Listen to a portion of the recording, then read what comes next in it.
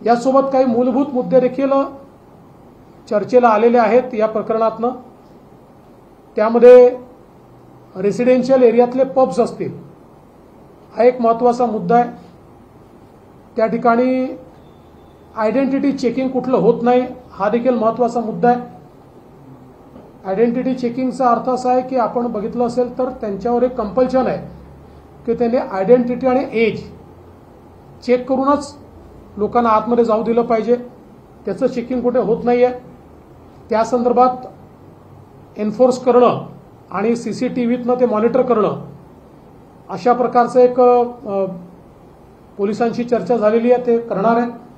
त्यासोबत मोठ्या प्रमाणात ज्या भागामध्ये अशा प्रकारचे जॉईंट्स आहेत त्या भागामध्ये नाकाबंदी करून ड्रंकन ड्रायव्हिंग या संदर्भात इफेक्टिव्ह ॲक्शन घेणं, हे देखील आता मोठ्या प्रमाणात करण्यात येणार आहे।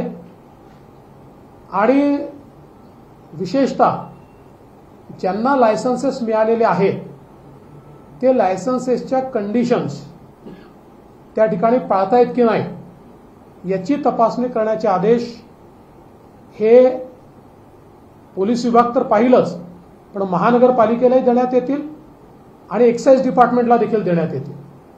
आणि त्यानुसार जिथे व्हायोलेशन्स आहेत त्या ठिकाणी थेट क्लोजर्सचे ऑर्डर्स हे देखील देण्यात येतील।